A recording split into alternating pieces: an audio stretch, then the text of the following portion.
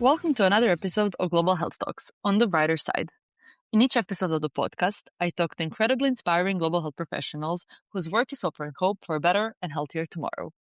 I'm Nika Stasny, a global health PhD student and your host.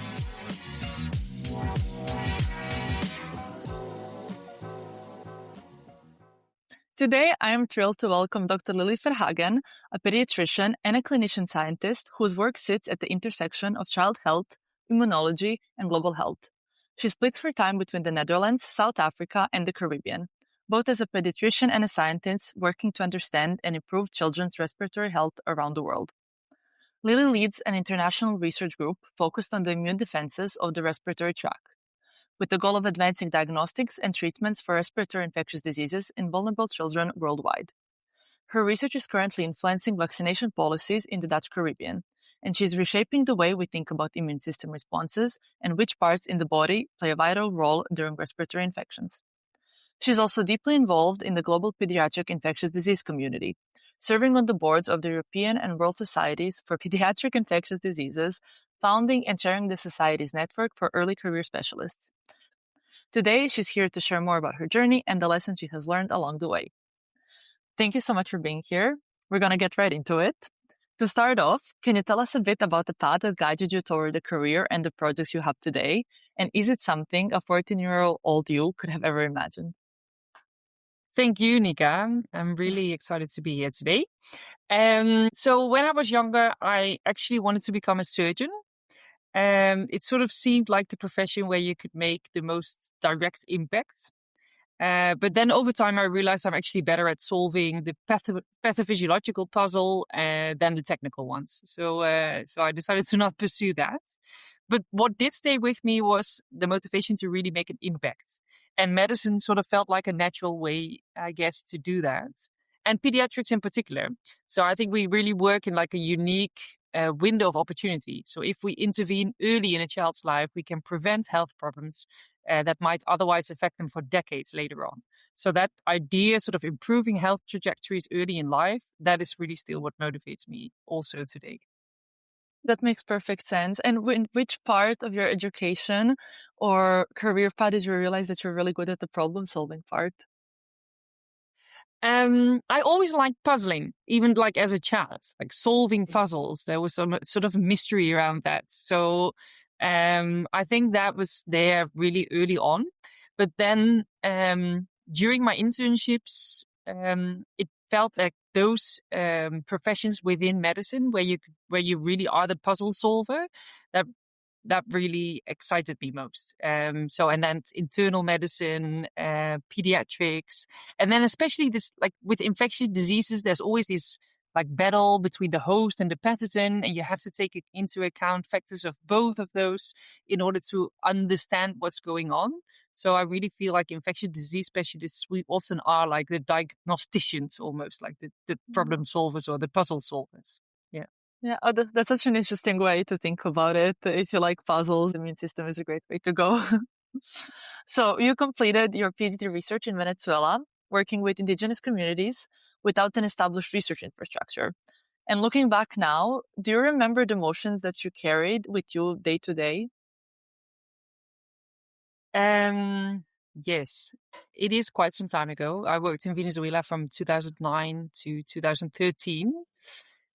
In general, I would say I tend to be quite strategic in how I think about my work. So for me, the sort of long-term goal is often what keeps me motivated also on a day-to-day basis. And like working in a very remote setting with limited infrastructure, things inevitably go wrong, or at least they move more slowly than expected. So in those moments, it really helps me to sort of keep the bigger picture in mind. Like, why are we doing this work? What difference could it make? And then a lot of the emotions I had were around, I think, the importance of teamwork. So in such an isolated environment, we worked in Indigenous communities. We didn't have like cell phone communication or internet in most of these communities. So you really heavily depend on each other. So it also made me realize that doing good science is not just about ideas. It's also about building teams in which people can really work well together. Yeah. And you mentioned that your main driver was the long-term goal. What was the long-term goal at that time? it was really like content driven. Like we were researching respiratory tract infections in remote settings also because we can't just extrapolate findings from very different settings to these populations. So maybe we thought maybe they had like different pathogen distribution, maybe they carried different bacteria in their respiratory tract that we shouldn't take into account, for example, with vaccination strategies. So how can we basically improve their lives? Well, we first need to know what is causing their infections and how is that affected by all other aspects of their living environment. So one example is that we really looked at how do intestinal parasites affect respiratory tract infections? Well, that makes a lot of sense in a setting where there's loads of intestinal parasites, right? And maybe the knowledge from other settings is not applicable to this setting. So I think that the long-term goals were really like impact-driven, to really understand what's going on in order to improve healthcare policies and practices, and also target them to that specific setting. That's amazing. What was your main drive to continue exploring then respiratory infectious diseases and immunity, and not only within children in your own community, but continuing globally? I think it comes back to the earlier point I made about making impacts. So respiratory infections really affect children's lives worldwide, and the severity and the consequences are also much higher in low to middle income settings. So if we really want to understand these diseases properly, we cannot only study them in places where outcomes are already relatively good. But then the other part, from an immunology perspective, respiratory immunity is really surprisingly poorly understood. So we know that systemic immunity, the immune system that you can measure in your blood, it really varies between individuals, and it's influenced by things like genetics and diet and the environment. But for the immune system of the respiratory tract, many of those questions are still open. So I guess that for me is then an interesting puzzle to solve. For example, does the way our airways respond to viruses and bacteria also depend maybe on geography, environmental exposure, nutrition? I think these are fascinating questions, and there's also still a lot to discover there. Yeah, of course. And again, talking about puzzles, if you solve all of these questions around the world, then it's again kind of like putting the pieces of the puzzle together for the final Yes. conclusion. Yeah. Yes. Yeah, and that is a big goal if you put it that way. But it's like finding, how do the different pieces fit together indeed, and Mhm. what are we actually missing? Like sometimes you find out there's a whole area that you haven't looked into, but Mhm. that actually defines a lot. Like the effect of nutrition, for example. It's also one of the things Mhm. I researched in my PhD, and yeah, we sometimes Yeah. fail to look into that. This makes me think, do you have an example of how a research in a specific setting gave you a clue, maybe about something that's going on in general or at a different setting? Something that you wouldn't expect to happen? Yeah, it's a nice question. I think there is an example from a Dutch study that we did, and where we again were focusing on the immune system of the respiratory tract. And our question was basically, now, if we have a child that presents with a respiratory infection, as clinicians, we're very much used to drawing blood. So we will draw blood and then we'll say, oh, you have a lot of inflammation and we will give you an antibiotic. Or you don't have a lot of inflammation and we will send you home. The spectrum is wider than that, but just to simplify it. I felt that we are really overlooking the respiratory tract as a source of information. So we started taking saliva samples in addition to blood samples to see what we measured there. And the idea was basically, can we use these saliva samples instead of blood samples? Also because it's an easier to collect sample. But what we actually found is that some parts of the immune system show very different characteristics in the saliva versus the serum samples. So the antibodies specifically in saliva had a different binding profile. So they were actually different kind of antibodies compared to the serum ones. So then that opened up a whole new, I guess, area of research questions. Are they only different in the Dutch populations, or are these respiratory antibodies also affected by your previous exposure and where you live? And if they are different, can we then use them as the sort of biomarkers for how severely ill you will get?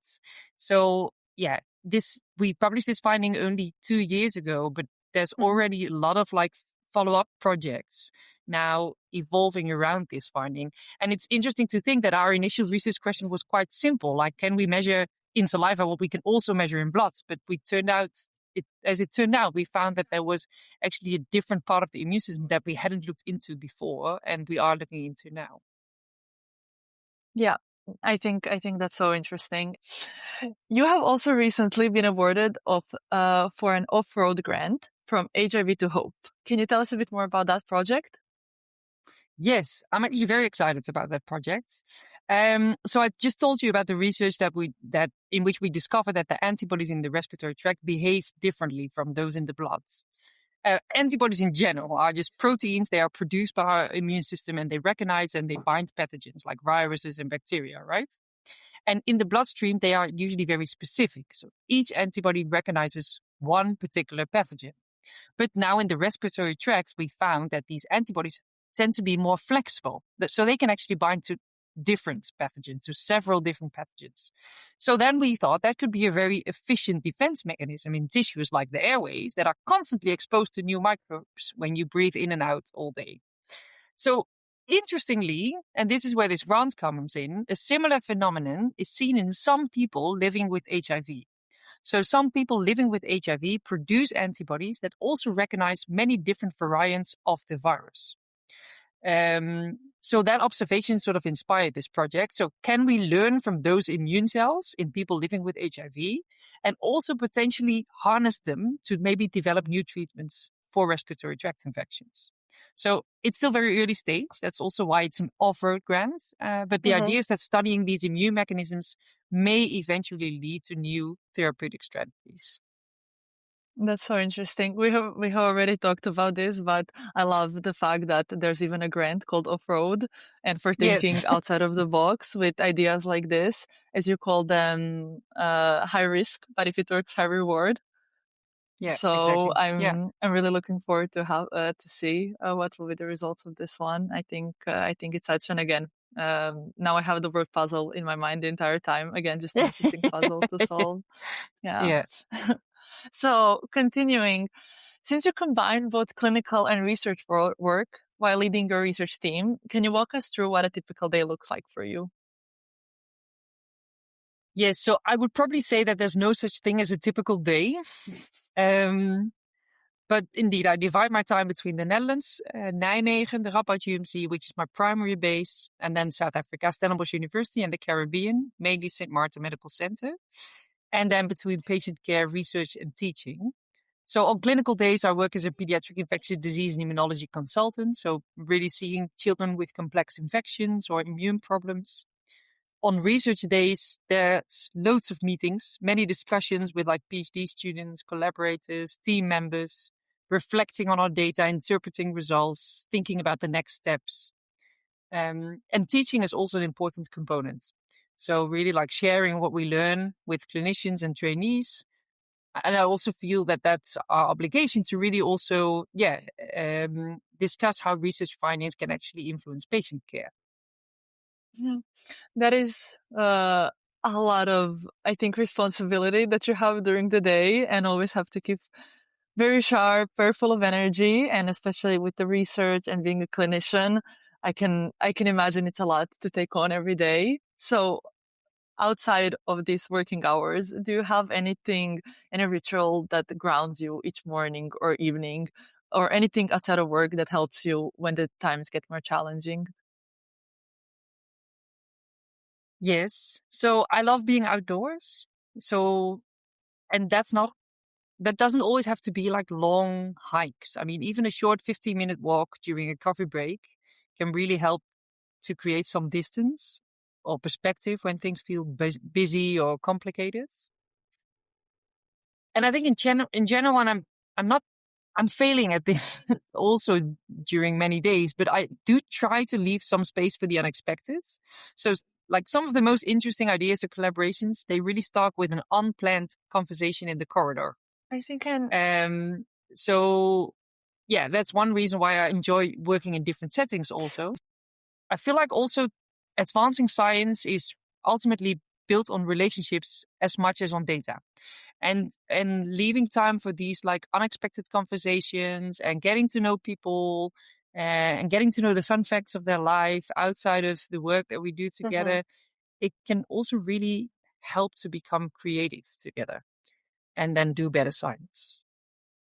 I think it's great. I think it's great for anyone listening uh, to remember to prioritize a bit of those in between moments, because I think that people start feel lazy about it, especially with like so many meetings, and just it's so easy to say that you don't have the time or the energy for that talk when you're I don't know, filling up your water bottle or getting a cup of coffee.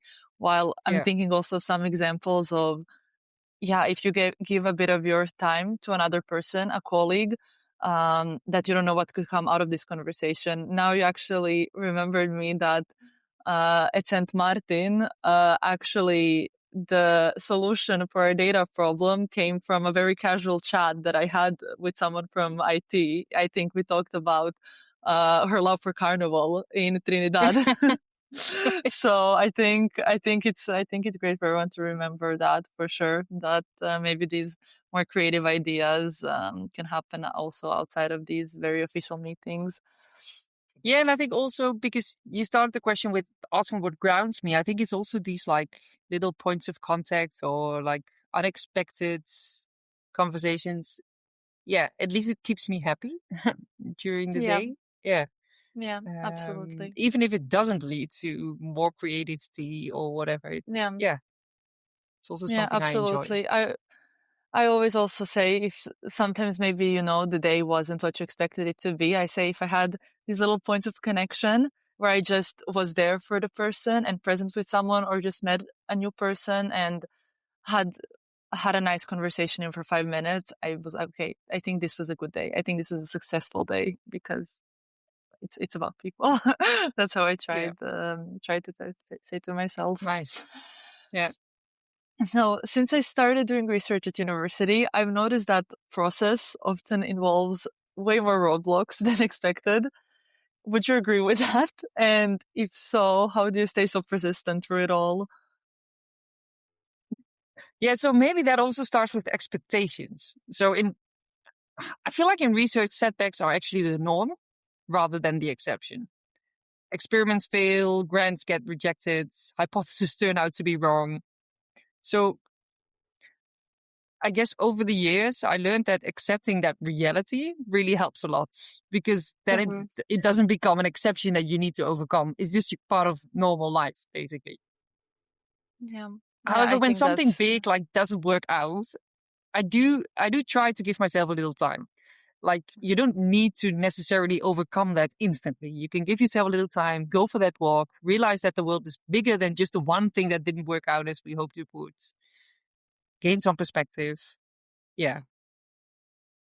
I think for anyone going into academia and research, um, has to start off with knowing that it will just not go as they expected. And a lot of people, I think, in academia walk in as perfectionists that really Yeah. panic when the first thing doesn't go right. Yeah. So yeah, but also what you said about giving time to process it is also fine, especially when it's something that you put a lot of time into.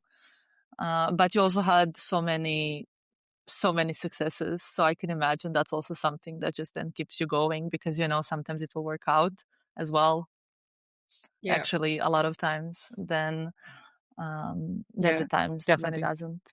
Yeah. Yeah. And something that I'm still learning, I think, is to not take the failures personally. And it's hard because you put a lot of your own identity into this work. But when someone tells you your idea is not just good enough, they're not saying that you are not good enough. And if you, like, I feel that in the beginning, like when I get a rejection from a grant, for example, that the first thing I read is I'm not good enough. But then, Mm. taking that walk and going, going out for a little bit and leave it for a couple of days or even weeks, and then reread it really with the perspective of how can I use this information to make my ideas better? Um, Quite often there's something in there and you miss it if you take this personally. Yeah, uh, it's something that I'm still learning, I suppose. But yeah, Well, that's thank you for being so honest about this. I think it will help anyone who's listening to this because we all feel like that we're just not good enough, and that's the first thing we all hear.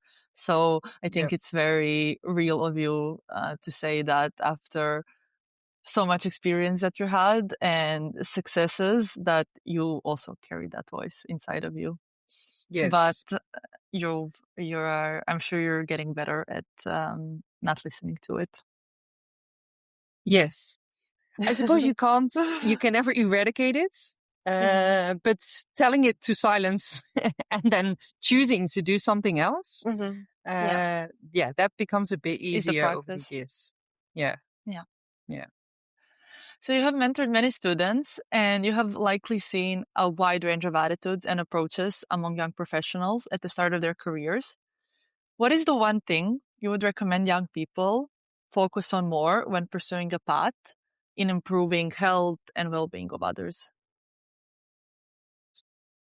I think it's very much in line with what we just talked about. So I think resilience is extremely important. Mm. It doesn't mean you shouldn't feel disappointment. The disappointment is real. It's there. You can act on it. You can treat yourself to a day in the spa or whatever you need. Um, but then also getting back out there. And yeah, I think that for me is resilience. And it's one of the most important, yeah, characteristics I would say of successful people. But it's also, I think, important to just be honest about what motivates you. Of course, I deeply care about improving children's health, but I also genuinely enjoy the international aspect of my work. Living in different places, learning from people with very different perspectives from the world, also on a personal level.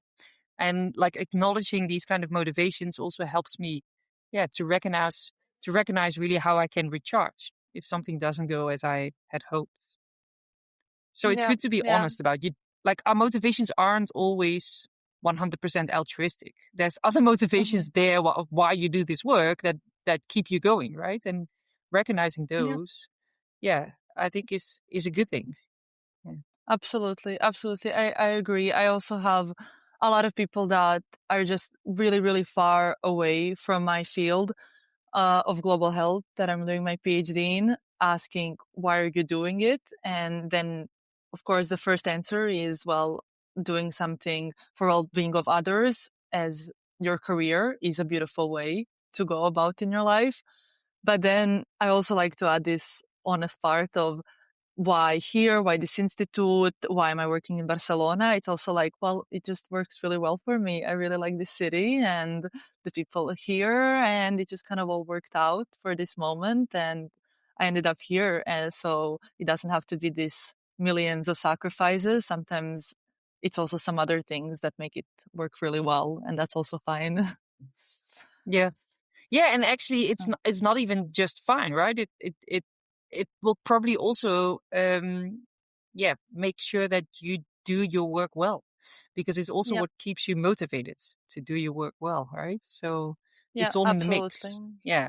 So Yeah. and sometimes I feel like we're yeah we're very explicit about our like altruistic motivations or our content driven motivations, Yeah. and we tend to sort of diminish the other ones a little bit, but they're there as well, and they keep you motivated. Yeah, absolutely. Altogether, it's us also taking care of ourselves for what's best for us Exactly. so that we Yeah. can do best for Yeah. others. That's amazing. So I'm wondering, what did working in all these different global settings that you just mentioned, how you love working so internationally, what did it teach you that you couldn't have learned staying in one place? Yeah. I would say at the core, it mainly taught me things about myself. So how I interact with people from different backgrounds, what motivates me, how leadership styles need to adapt to different contexts. And it also made me realize that there's rarely a single approach that works everywhere. Health systems, cultures, and resources just differ widely. And effective solutions to health problems need to take those differences into account. Yeah, I'm thinking of how you say that you mostly learned about yourself. Would you say it's also because the environments, you get put into are so different, and you always have to react a different way, no? But also outside of the work you're doing as well, there's so many other adjustments you have to make, right? When moving places all the time. Yeah. Yeah, and also observing different people. Like what I said about leadership styles, they're also very like culture culture dependent and context dependent. And I think you can, yeah, it helped me to sort of grab things from different styles and different settings that, felt natural to me, but that I maybe hadn't encountered before. Um, yeah. Yeah. Did you ever experience, for example, when you were doing your PhD, when you were faced with obviously more people that were above you giving you directions? Is that one of the things you're mentioning when it comes to leadership and having to adjust? That maybe sometimes you didn't know how to handle it at the moment? Because I know for me, it was the experience like that, especially when I was a student. Yeah.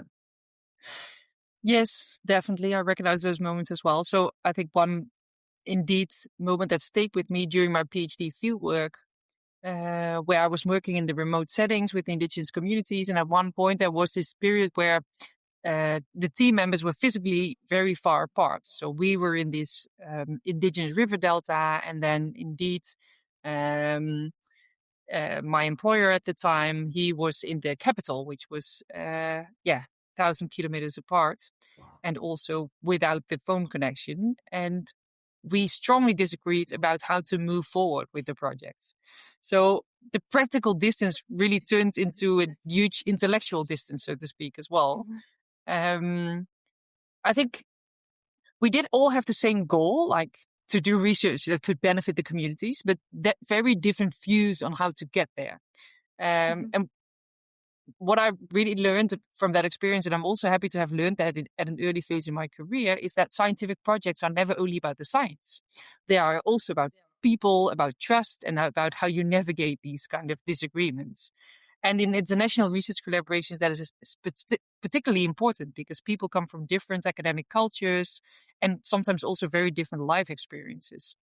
Um, and eventually we managed to work through it, like basically stepping back from the immediate problem and returning to the bigger question. Why are we doing this work? What outcome do we want to achieve? Because that's the part that we were aligned on.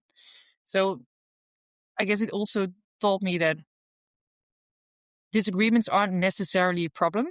It's still something I'm also learning because, yeah, it's nice when things work out and people enjoy working together. And then there's a disagreement. And sometimes I feel the need to sort of steer away from that. But actually, you need to go towards it because as long as you create the space to talk through it, then usually the relationship actually benefits from it. Yeah, absolutely. And I'm sure that's Yeah. a project as well, because maybe I know that sometimes a disagreement can be tough and something that steals time away from the project, but at the same time, it also means that there's more ideas within a team, which is actually good. It sounds like a creative team and more solutions and a space to decide which one is best. Yeah, With exactly. And hopefully having especially a in global team. health partnerships, right?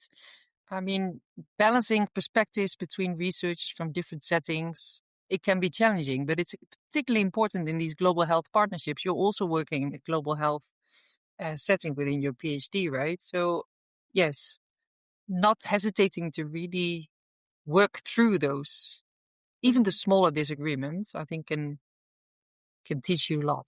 Yeah. Yes. Although it seems the hard way when when you're confronted with them. Yeah. Yeah, absolutely. I have to say I haven't been still in a situation with one of these disagreements of how to go about in a project. But I will definitely now take your advice of stepping away and looking at the bigger picture when it does happen.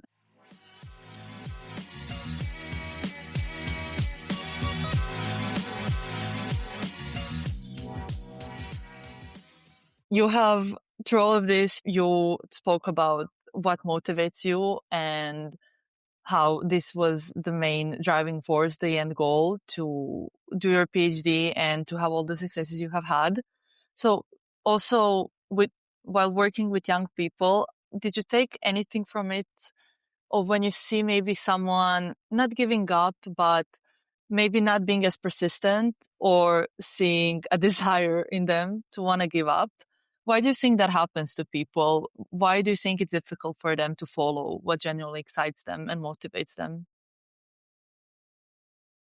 Yeah, in a way, I also feel that the perception that purely excitement is like the main guiding principle is maybe sometimes a relatively naive perception. So intrinsic motivation is definitely important, but there's also other factors to consider in an academic environment.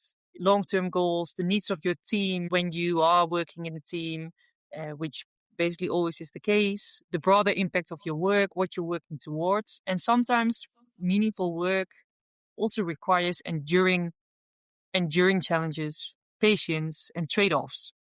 So, yeah, thinking strategically about where you want to be in the long term, I think can really help navigate those choices. And then the short term can be to do something that isn't exciting or motivating, but it does serve the purpose because it will help you in the long run. At least I think in the beginning I said I tend to be quite strategic, and at least it's definitely what helps me.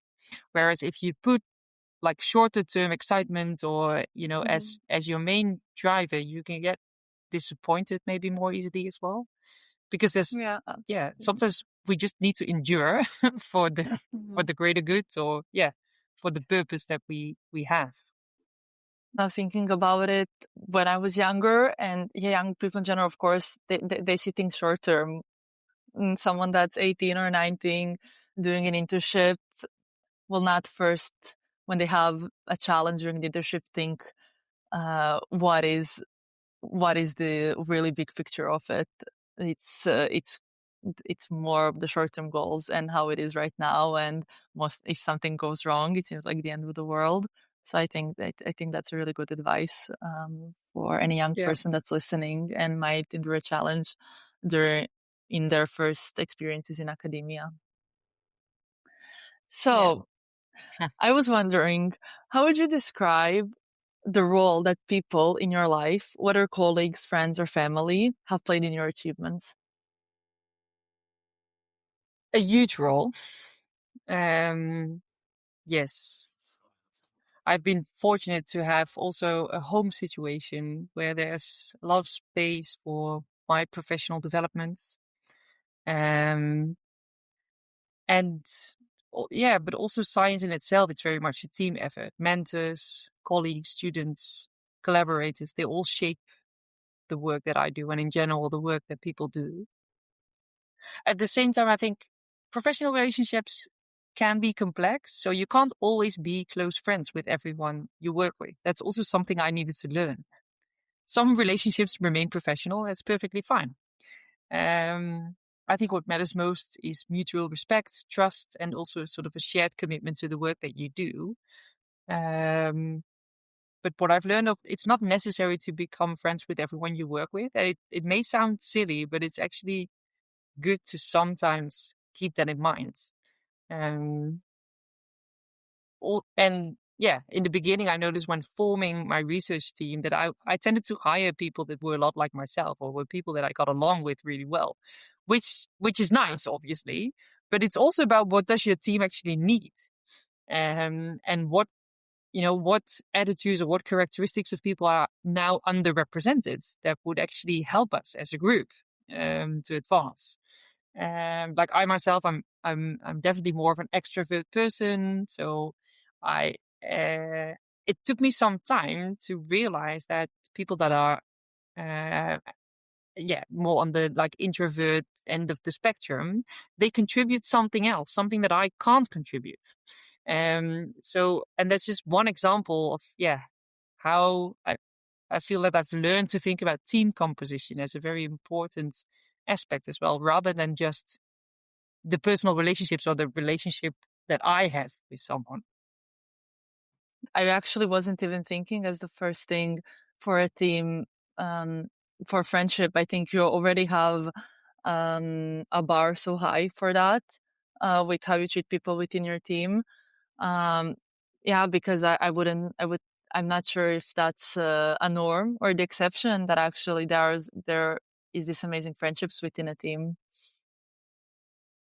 Yeah, I feel it probably is more of an exception. I'm not saying that it's not possible, but also it's definitely not necessary to get along well with everyone. Sometimes it can be a purely professional relationship and it just works out well. Yeah. Yeah, yeah, Um, absolutely. To wrap up, I was wondering, do you have any quotes or sayings that have really shaped your way of thinking and serve as a day-to-day guide for you? yes, that is a wonderful last question. So actually, when we build our team websites, we thought about this, and there's actually three models that we also actually put on the group's websites that really have helped and yeah shaped also me and our work over the years. And I sometimes some of them I may mention too often to the PhD students. But yeah, so there's three actually, if you will allow me. Of course. So the first one is shoot for the moon. Even if you miss, you'll land among the stars. And I think this was Norman Vincent Peale. We put on the website as well of who they originally were. But this really for me says, okay, we aim for the max. But by doing so, I think we will achieve something, even if it's not necessarily what we aim for. And then the second one is we should always explore the things that we are a little afraid of. And this is Andrea, I guess. Yeah, I think that speaks for itself. But it's also like what we said earlier about disagreements, right? You tend to steer away from them, but just go there because it will actually teach you something. And then Yeah, the last one I think is absolutely. very important. The secret of getting ahead is getting started. And that's from Mark Twain. And I feel that's often when we think about designing studies, right? Then we're in this phase and now we want to add this and we want to add that. And we go back to the ethical committee and it's a very useful phase and it's very useful to really brainstorm well before you start doing something. But sometimes you reach this point, you feel like we've learned everything there is to learn by just brainstorming about it. We just need to get started, see some results and then reflect on it and we really need that as a way to know how do we move forward from here. So yeah, that's what that one means to me. I think it's so perfect, and especially the last one. I think it's the perfect way to wrap up, because I know so many people and examples when sometimes it's just so difficult to start, and it's so easy to make excuses why not to start. And actually, Yes. the reason why people aren't starting is not because they can't, or they, as I said, don't have the knowledge or the resources. Sometimes it's just scary to start. Yeah, exactly. Yeah, Yeah. yeah. Yeah. I think those are such great advices. Thank you so Yeah. much for dedicating your time to talking to me. It was really amazing, and I think there's so much for anyone listening to take away from this conversation. Thank you. Really honored to be your guest. Yes, really enjoyed it.